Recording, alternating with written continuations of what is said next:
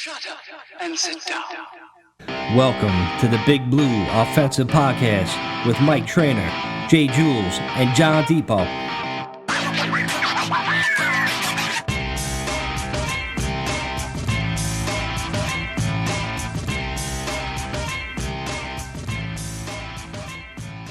One. Hey, what's up, everybody? Welcome to the BBO NYG Podcast. That stands for the Big Blue Offensive, if people don't know already. Mike, that's Jules, that's John. Guys, I can't post this episode on YouTube until Saturday because the other podcast that you guys have been a part of, been guests on, the Mix It Up podcast, we got suspended for medical we got thrown in YouTube jail for 7 days for misinformation or whatever. But I mean, ain't that the kind of the Giants rap? Like, their Giants medical people have been fucking giving out misinformation for the fucking 20 years and nothing happens.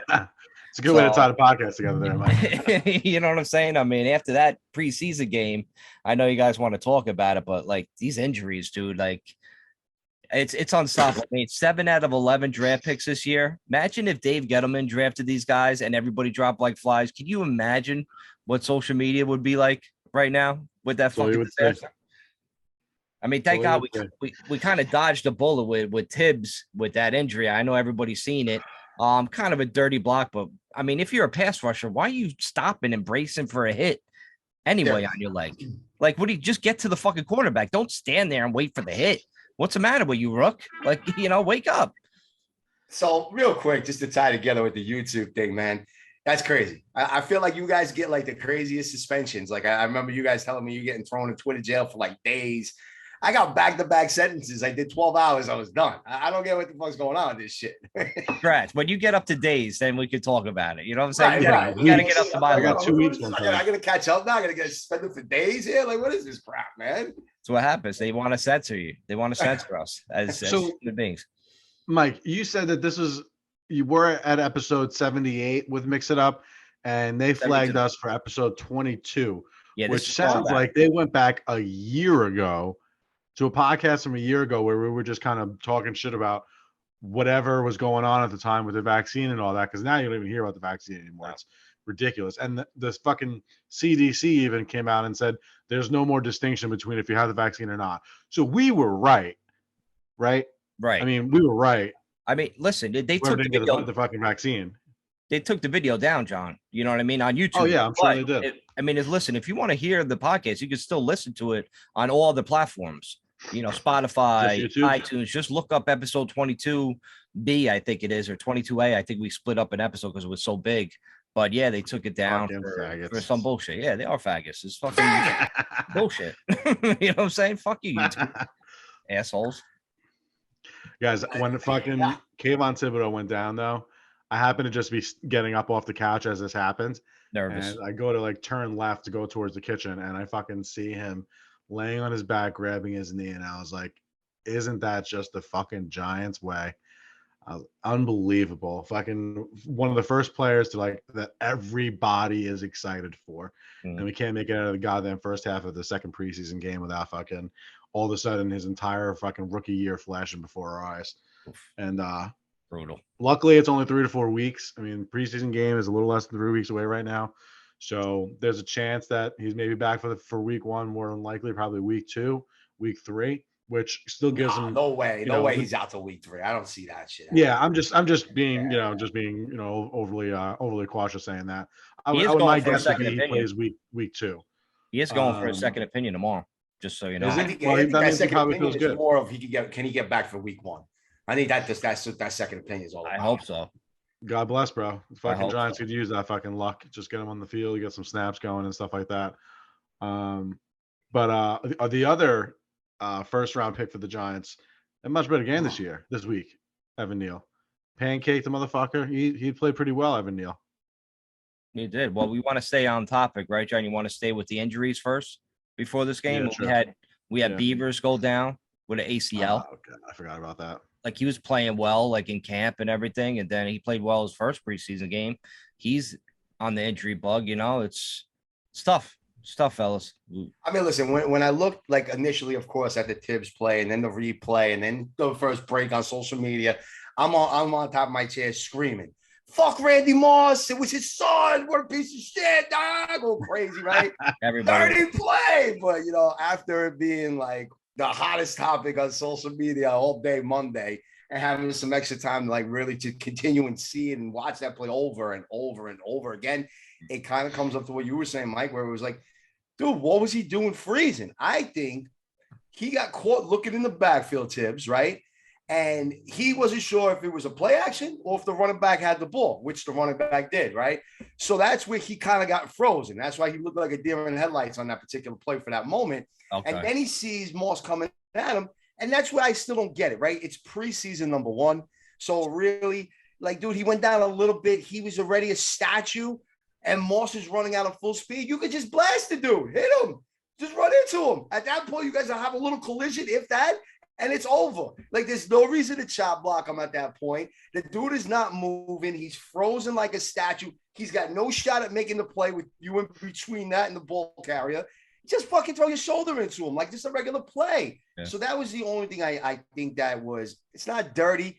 I cannot go on the side of saying it was dirty like I initially thought and felt, because it wasn't. It was just a regular chop block that just happened to catch him on the side of his knee, and it was an awkward just way that it all went down and he fell and all that other kind of shit.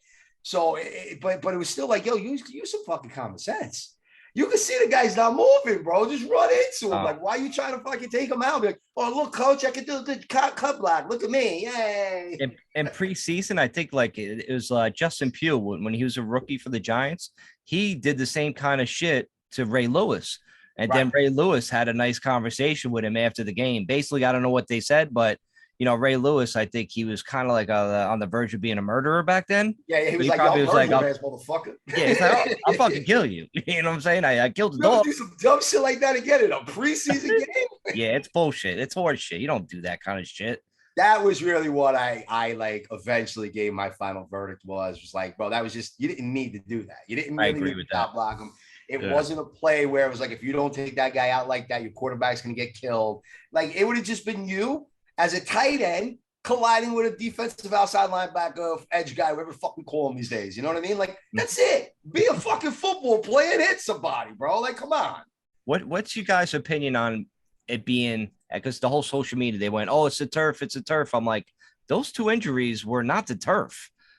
There was like a 500-pound dude that fucking crushed beavers on an awkward fucking play. Another unfortunate thing. You know, it's just like kind of unfortunate. I don't buy the whole turf thing. I know everybody wants to say that, but what's your guys' opinion on it?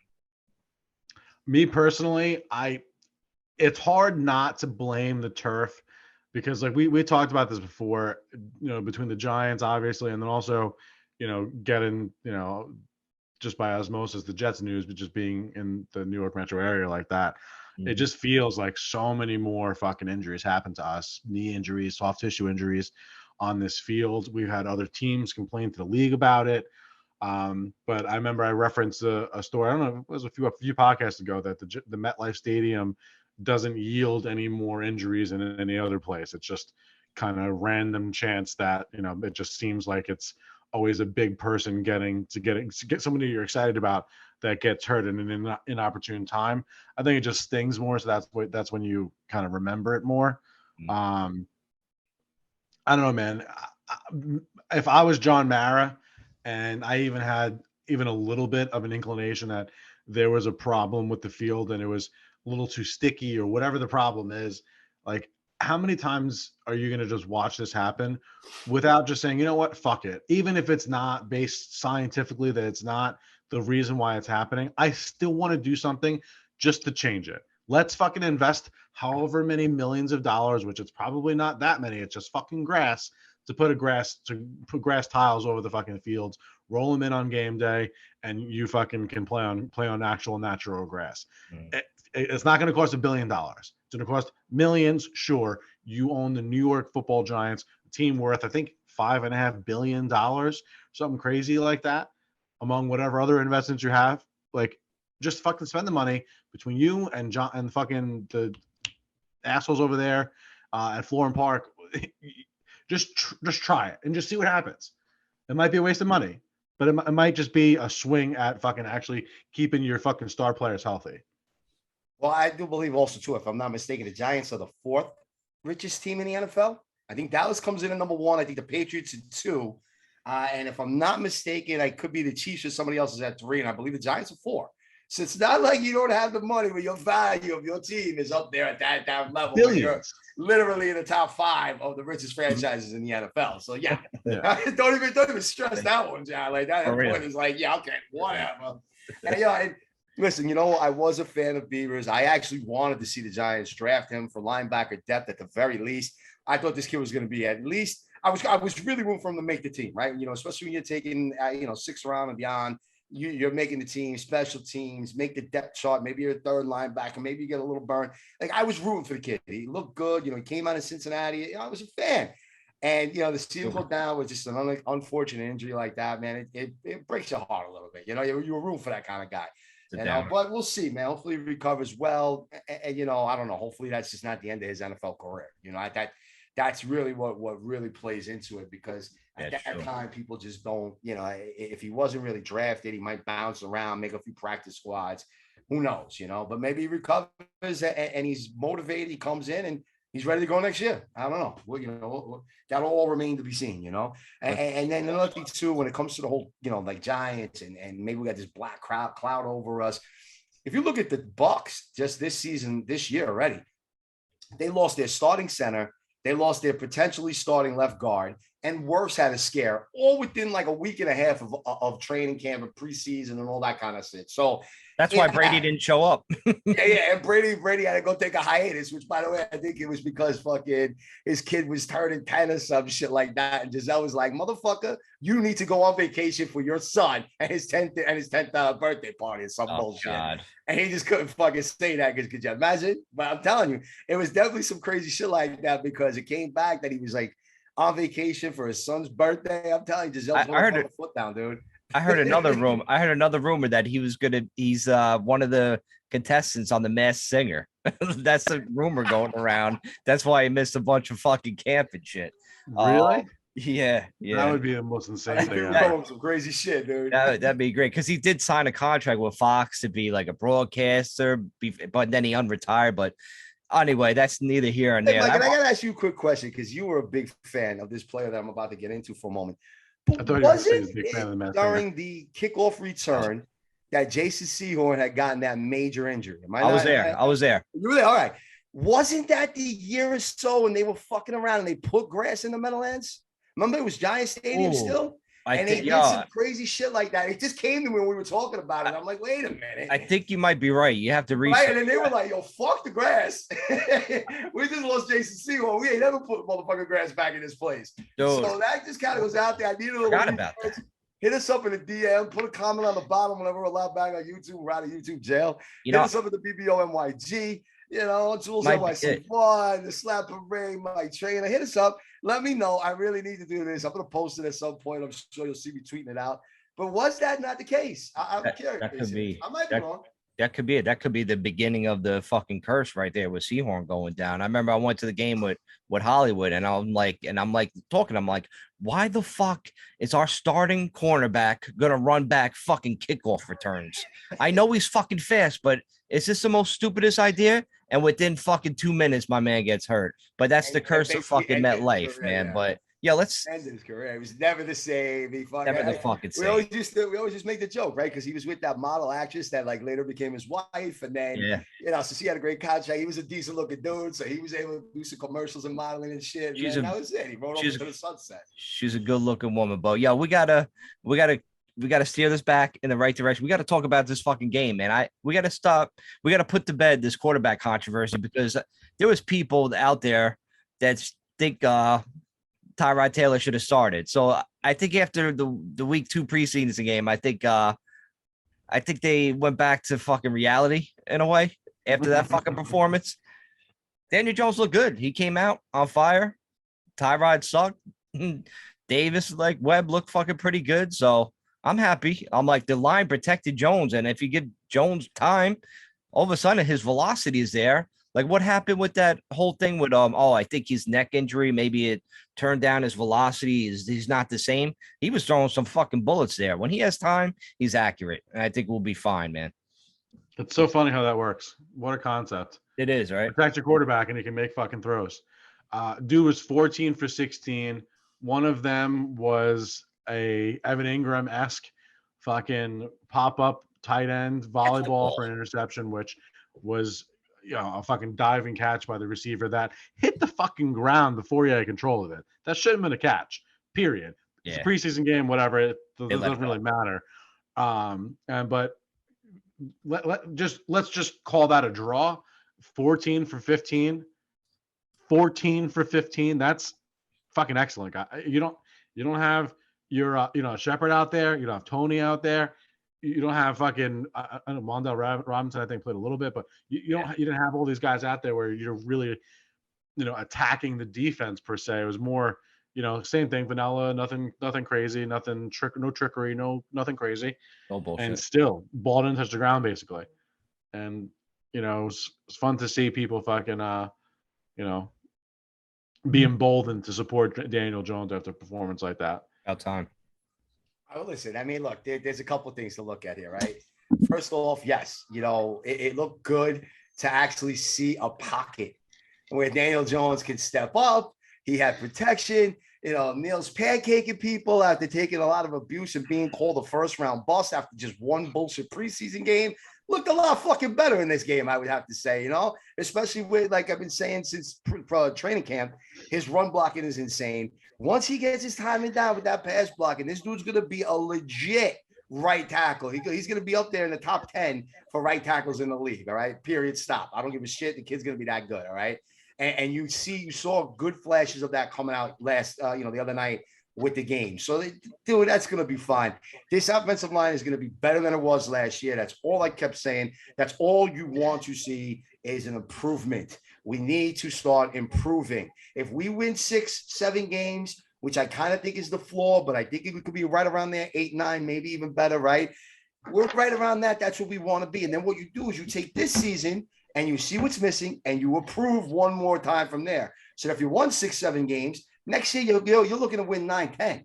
You're looking to compete for the division. You're right back in the mix, which, of course, we don't know what this season is going to hold. A couple of key injuries in some of our divisional opponents, a couple of wins that just flop our way so many times over the last 2 seasons. We've talked about games that were decided by 3 or 4 points that just never broke in our favor. Them having the last possession, kicking field goals, all different types of things that we lost. You break some of those in half and we win a few games. All of a sudden, the Giants had 8-9 wins very easily this year. So we'll see. I mean, I don't want to get too excited. I don't want to overhype the team. I keep saying I think we're between 7 and 9 wins. I said that all from the beginning, so I'm going to stick with that. But you know what? One thing I got to say, right? I just got to point out one thing because it does concern me slightly with Daniel Jones. If we're talking about this Evan Ingram-esque type of a tip that results in an interception, whether or not it hit the ground or whether you have possession, that's not the point. But it's got to be somewhat concerning because it's not like it's just happening to Ingram. It's happening to other receivers now with him. So, I mean, at some point, maybe he's got to realize that these guys can't catch the ball when it's at their helmets. They got to you got to start aiming at the target a little lower so that, this way you realize that that's what your receivers are. And part of that is going to blame with the fact that Tony, Galladay, I'll get to him later, I promise, and other receivers are just never on the fucking field with him, man. He's literally throwing the 3rd, 4th, 5th, 6th string receivers all the fucking time. And yet he still put them numbers. What, John, you said he was 14-16 this past week, right? And what was he, 11 or 14 week 1 or something close to that? I don't remember. Very similar. But let's just roughly say the guy's 25 or 30, barely over 2 quarters of play. Granted, yes, you could say he's got an interception, no touchdowns. I get that part. Galladay should have caught the pass. That's what it is. But you know what? That's pretty fucking good. And the ball's been moving. This offense looks decent. It's going to be good when I think we can put all the pieces together. It's going to be very interesting to see what this team looks like in a couple of weeks. It just comes down to the offensive line. Stay healthy and just be adequate. There's enough talent on this team to go and chase a division in a division where no one is the clear-cut favorite. There's not even a clear-cut good team in the division. So who's to say that we can't fucking just go from worst to first? Why is that impossible? You know what it is. You know what it is with Dallas. If their defense, and here's an if, right? Like you always throw in these ifs, right? If their defense can perform to the level that they did last season, right? Because there hasn't been any major losses or changes or anything like that for them defensively as of today, right? As of today's podcast. So you got to speak from that, right? There's no reason to think that that team is going to be that much worse on that side of the ball. Now they could regress. They may not have, with Diggs, Woody had like 13 fucking interceptions and that's what I was going to say. Woody's like double digits in sacks. Sure, some of those stats can go down, and that will lower the ranking of where that defense is. But at the end of the day, they should still be a pretty solid defensive unit. And you got to keep that in mind when you're going against this type of team. But the loss of Cooper could come back and haunt them a little bit. They don't have Michael Gallup. He's out for at least the first month or so of the season, a couple of weeks in. So they're going to have to start a rookie pretty much on the outside with CeeDee Lamb, who's also pretty young. I know they have Dalton Schultz. I know they're going to have Tony Pollard. They're going to have Ezekiel Elliott. They're going to have Dak fully recovered from a year off of injury now. They're still the team to beat. They still are the favorites. They're still projected to win 10 and a half, 11 games. That's still the team. And then, you got the hype train, the fucking Philadelphia Eagles, where I can't wait for that train to go off its track, because I cannot wait for that fucking team to burst, bro, because that is going to be the team that, in my opinion, flops. And then, the fucking whatever commies, whoever they are, that other team. Yeah, we're finishing ahead of them for sure. I don't fucking care about that. But that's just some of the things to keep in mind. So, I'm not, like I said, I think we could make some noise. I think we definitely could win one more, more than one game in this year, this year in the division for sure. I think we're going to win 2 against the Washington and fucking 1 against the Eagles, and we'll see what happens with that first one against the Cowboys on Monday night. But we'll see. All this is going to be determined. But for now, you're right. Let's focus on staying healthy. Let's get through this fucking Jets preseason game with nobody, no major injuries, and let's start slimming down this roster, because that's pretty much what the next podcast is going to be about, because they have like 2 days to decide after the Jets game. Nobody's playing in the Jet game. No starters are playing in that Jet game. It's going to be all like the later. Yeah, all the guys try to make the team. Scrubs. So basically, like the only thing I did take out of that preseason game was the offensive line. We plugged in Max Garcia and Hamilton, and they did a great job. Like they look good. I think it really comes down to like the coaching and. And it seems like you could actually plug in guys this year instead of years past, and they could actually do and hold their own. So that's that's going to be important for us going through. And I just love the way the line looks in the run blocking game. The pass, it always takes like the offensive line, a new offensive line. Like it takes them a while with the pass blocks, but the run block, to come out, every fucking game, every practice, they are just opening up holes. And that's a really huge thing, where I'm going to give Jules a little tidbit on fantasy football. I have the number 2 pick in one of my drafts, and usually, you're going to go Taylor number 1, and then everybody thinks I'm going to go CMC. I think I might just go Barkley at number 2. He could have that year. He could have that year. And how many guys are in this league? 10, but 12? There's Jules 10. No, 12. But there's always a guy that comes back from like deep. And then all of a sudden next year, Barkley be rated number 1 running back. You know what I'm saying? You got to feel that. You got to feel that ahead of time. So I'm just giving you a little tidbit. I know I was talking about the preseason game, but that kind of like brought me into that. I'm done talking about the preseason. It's over with. Like next week, it won't even matter. So I'm just ready. I'm ready for the football season. You're right. I think we're going to put up some wins this year, and we're going to have a nice little fucking team, man. I'm excited. Listen, you get me a little. I told you, as we get closer to the regular season, you're going to get me pumped. There's going to be some fantasy talk, so I can't help myself. And this is what I call fantasy week, right? Because I literally start Friday. I have a draft, then I do another one on Sunday, and then I do another one next Tuesday, where we have to move the pod. We got to move the pod around next week. And I'm crazy. I'm a crazy person. But then, you see some of these YouTubers, and they swear they're in these big money leagues where they do about 15 a season. So, in comparison, it's like, am I that crazy, right? To the modest fan that does like 1 or 2 leagues, his family or 15 or something. Leagues? No, yeah, some of these YouTube guys, yeah, bro, they're out of their minds, dude. They're like in different. They do leagues like starting in May. And they do like that league, then they'll do like a best ball league, then they'll do another league as the season gets closer. Then they have their family leagues, then they get invited to another league because to see whose channel is better. Before you know it, these guys are in like double digits in fantasy leagues, and it's crazy. And they put up a few grand every year doing it. So like when I see it, I follow some of these guys and I look back and I'm like, well, I do 5. I do 5, one's for charity. So, John, if I can do 5 and I don't have a YouTube channel for fantasy, You could imagine the guys that have it, have followings and sponsors and all this craziness. Yeah, it gets up there, bro. They're probably in the Vegas dozens at this point. It's a fun time of year. It's a very fun time of year, I gotta admit. It is. And you know what it is too, Josh, especially when you do some of these live, which the two that I'm going to over the weekend are, you know, it's a good time to get with some of the guys you don't see that often because, you know, they're busy. Some of them got kids. I get it. It's a night to hang out. It's on a Friday. You ain't got to work tomorrow. You get fucking a little banged up, take the train home. You know, you're good. That's it. You know, so it's that part of it too. And then there's bragging rights and who wins and all that kind of bullshit always plays into it. And the one on Friday is that league that I literally lost by a tenth of a point. And that would have been a championship for me. So, you know, that one's still a little bitter. I'm probably going to use that score as my team logo for the fucking Friday. I'm going to unveil it on Friday and bust that shit out. But, you know, it's little stupid shit like that. But, yeah, Mike, to really kind of like go with this winded explanation of fantasy and everything, because I am a little pumped about it, don't not do Barkley second. Pray that guys are sleeping on him. They're not listening to this podcast, and he falls back to you in the second round because that's where you should be getting him because that's where his true value lies. From a fantasy football perspective, okay? Yes, it's that second round because you have a first round talent within that second round, right? And that's the difference there. So for me, if I had the number 2 pick, I'm not big on Eckler. I'm already going to give you away some of my secrets. I'm probably going Najee Harris there. I think he's going to be a beast. He's the next guy right after Taylor, in my opinion. Yes, he was at the top, but look, man, that team, I don't give a fuck who's that quarterback. All those quarterbacks are looking pretty good in Pittsburgh.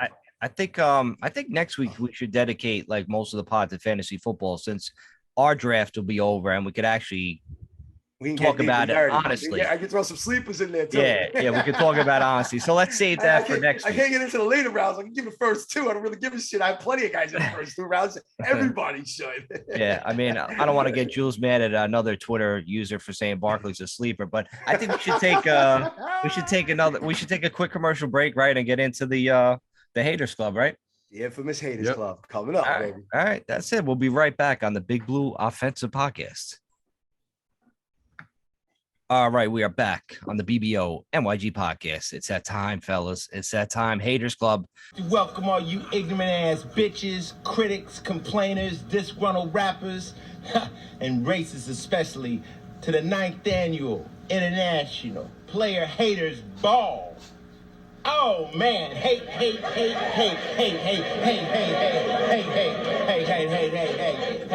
Jules, do you have anybody nominated for the Haters Club? Or are you still in Twitter jail? I actually do. Oh, you got one too? All right. I got actually two. Secret to reveal, but I have it. All right, that's good. All right. Who wants to go first? What? If you want, because the way that this week's is designed, and you know, I had the opportunity to go last a couple of times. I'll go first. All right. I will lead this one off. And there'll be a reason why in a moment. I just want to look up really quickly this person's Twitter handle. Okay. And you'll understand very soon as to why I fucking have him in the Haters Club. So I will not say the person's name quite yet. I just want to see if you guys recognize the Twitter handle on its own. Fair? That's fair. Okay. All right. It's at K as in Karen, G as in George, XIX. Any thoughts on who that may be? Kenny Galladay. Bingo. And that's who I fucking nominate this week for the motherfucking Haters Club. All right. Going Kenny. Fucking cannot stand Kenny Galladay. Okay.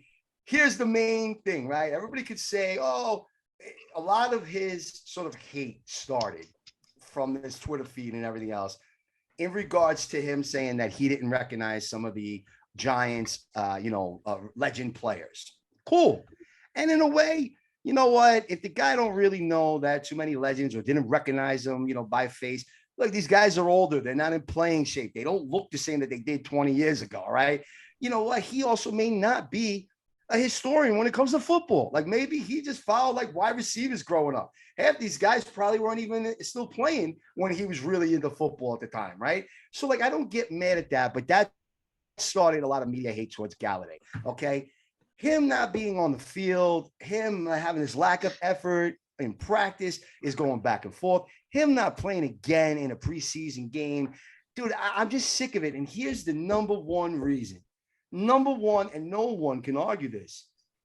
He is the highest paid player on the New York fucking Giants. That's great. Just let that sit for a minute, okay?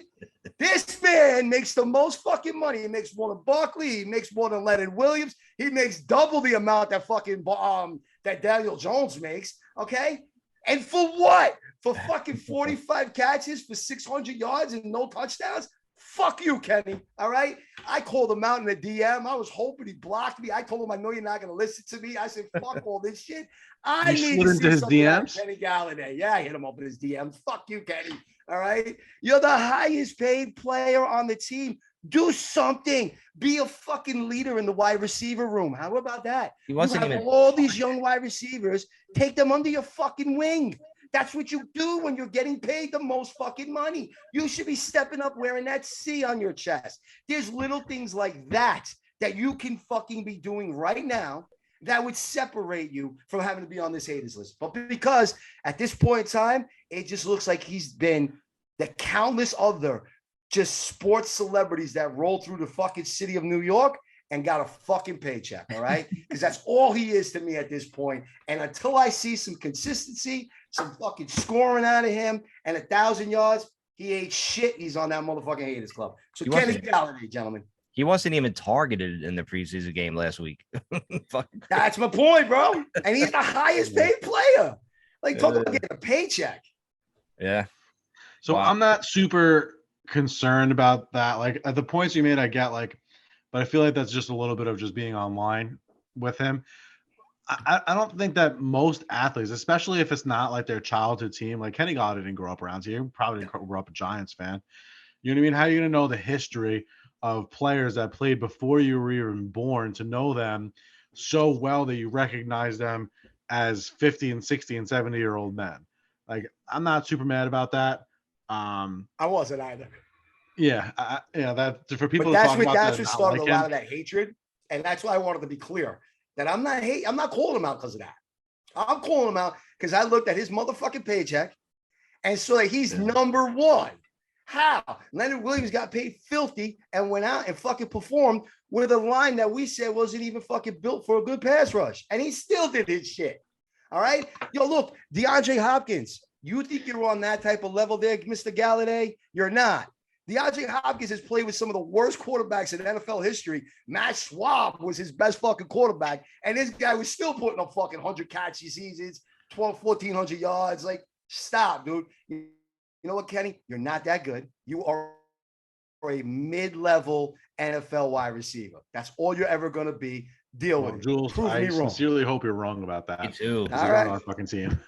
I said mid-level wide receivers is what we have for so many years. I mean, you're not gonna say Amani Tuma was a top 20 fucking 15 wide receiver. He was good. He was a very solid, very dependable wide receiver. That's what he was, and that's all Kenny Galladay is. And he's not even fucking dependable. He's useless to me at this point. He's like Darius Slayton. The two of them should just go to the fucking bar and get drunk. He should follow in Plaxicle's fucking footsteps and bring him going himself to the fucking club. All right, like fuck him. Unfortunately, when you make that kind of money, like, you got a target on your back from the fans, media, and everybody. And unfortunately, he should have a target, for Daniel Jones to fucking throw the ball to. But I mean, he's just not performing. I'll wait to the first game or two to see.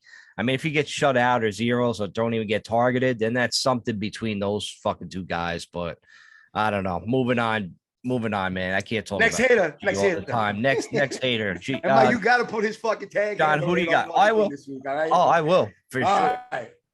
For sure. John, who do you got in the haters club this week? You got anybody? Yeah, I just, you got these companies out there, man, that are trying to make themselves a staple within the NFL universe. You have companies that they want to analyze all these plays and these players and give grades and all this stuff, and they want to be advanced, turnover worthy throws, and all these fucking different ridiculous stats that do have some merit here and there.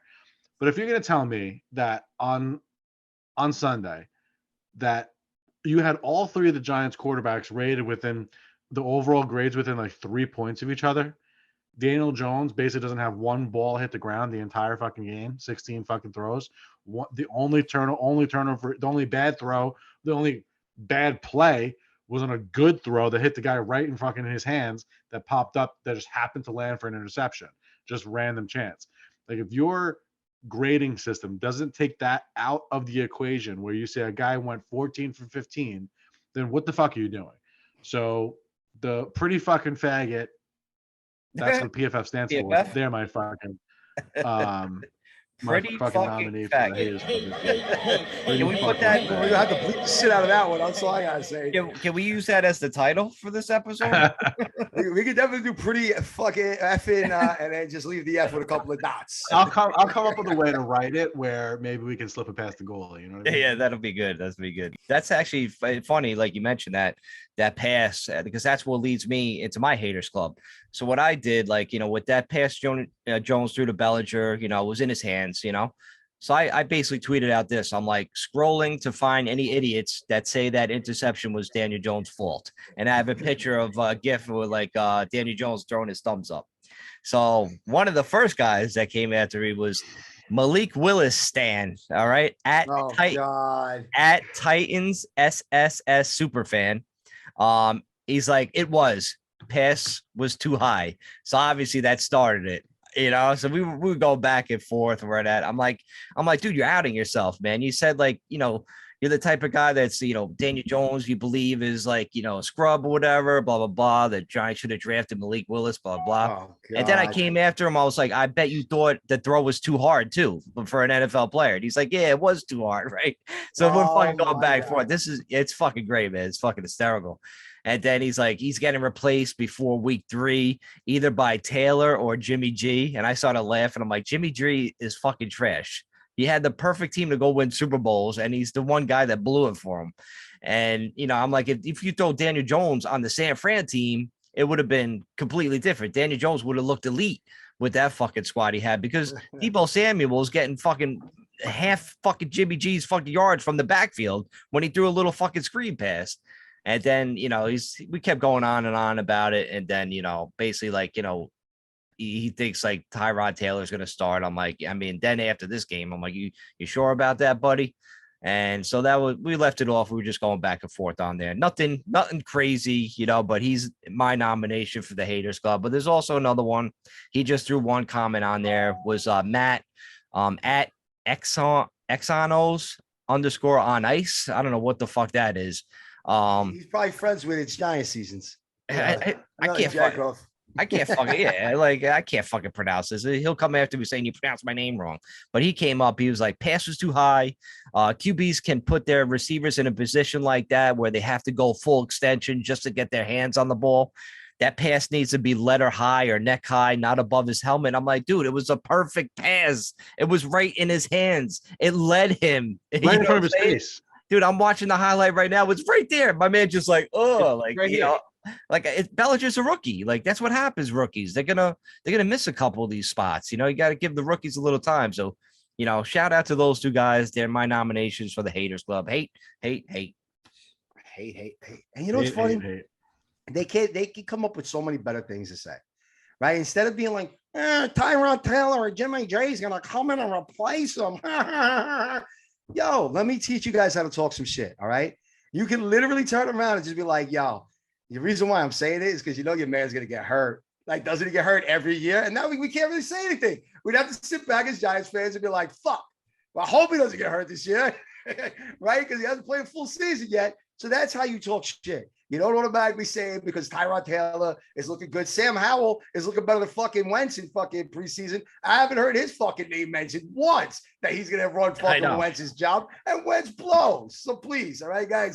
Like, I think a lot of people like to go after the larger fan bases because there's more people to engage with. A reaction, yeah. And you're going to get way more reactions. Look, I saw a lot of shit going down with Washington and, with Chase Young being put on the PUP list as of today, and a couple of Cowboy fans going at him. And then it was just like this whole slew of, I guess they were Commander fans. I couldn't even tell half the way through it, going after the Cowboys and trying to blow up all the Cowboys.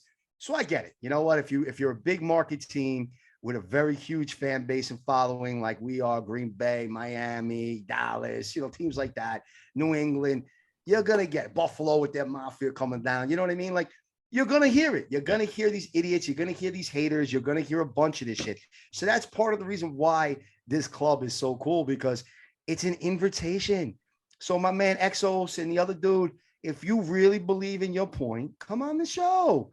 I won't even talk if it makes you feel better. You just have to go up against these two guys if you want. It don't matter. You can pick who you want to go against. And the other two guys will sit out. We don't care. It's just to do this and have some fun with it, because it is true that our fan base does get a lot of flack for no fucking reason. All right. The Jets have been god awful for days and years. I mean, you got with their coach running down the sideline because of an interception play at the end of a preseason game against Atlanta, where they made Marcus Mariota look like he was fucking back in college winning the Heisman Trophy again. All right. So, like, dude, like, watch other games and see how these other teams perform, man. Like, you know, it doesn't kill you to watch another game every once in a while just to see what other teams are doing.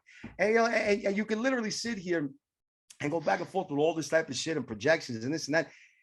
And most people, fantasy football wise, I'm gonna make one last little plug here, aren't that high on Patrick Mahomes this year. You know why? Because he doesn't have Tyreek Hill. You know why? Because that guy, he was throwing the ball to an area and Hill would get to it.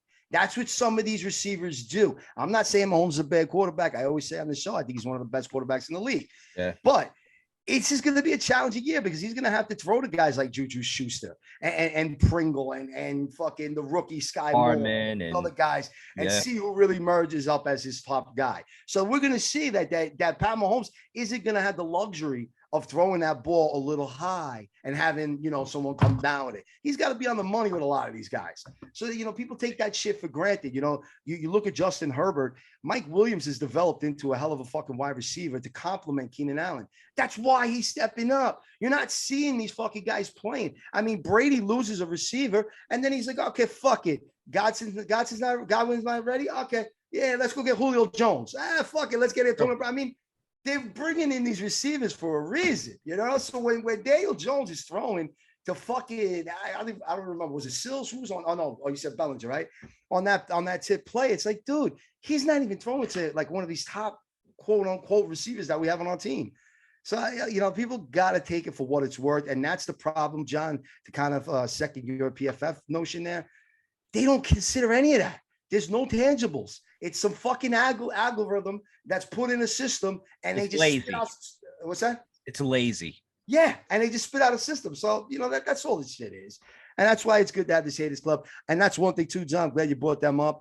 I would pray to God they could send us their fucking D representative, their D level representative from PFF. I would love to challenge any person from PFF at any time of the year. You can fucking wake me up from the fucking West Coast if you have to, okay? And I'll still fucking take that call. You could be in fucking Europe and I'll get up fucking 7 hours early at 3 a.m. to take that fucking call because I cannot stand fucking PFF. I fucking hate them. They got popular because they got one draft right like fucking 5-6 years ago, and they had gotten like maybe 10 or 11 names out of the first round, and they were guessing a couple over, and they have been absolute dog shit ever since. So fuck you, PFF. I'm with you 100%, John. Good nomination.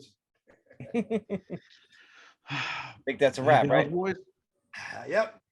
And that kind of wraps things up, man. So listen, for all you folks that are out there doing your fantasy football, that this is the best we could do it. Week 3 of the preseason is really just to see a lot of guys trying to make the team, or certain teams like the Giants going to go with 3 quarterbacks, which we probably will. You know, it's going to be all things like that you're going to see. Maybe a couple of rookies making special teams, but they're going to have some highlights running the offense and stuff like that. It's fun. But this is the best weekend to do fantasy football. You know who's in. You know the true injuries. You unless it's some fluke in practice, these guys are pretty much going to end up playing. You know, it's a good time to get together with your friends and family and you know, have a few drinks and have a little fun talking shit about football and how much you know about it. But with that, and then we'll have a little bit of a wrap-up special coming into you guys next week. Kind of wrap up a little bit of fantasy football, some sleepers we like. So that's a good episode to listen to in case you have some more drafts after this weekend. Of course, we'll talk some Giants football. But for then, we're out. We'll see you guys next week. Don't forget to hit like and subscribe. BBO NYG podcast. We're out. We'll see you next week. Fuck you.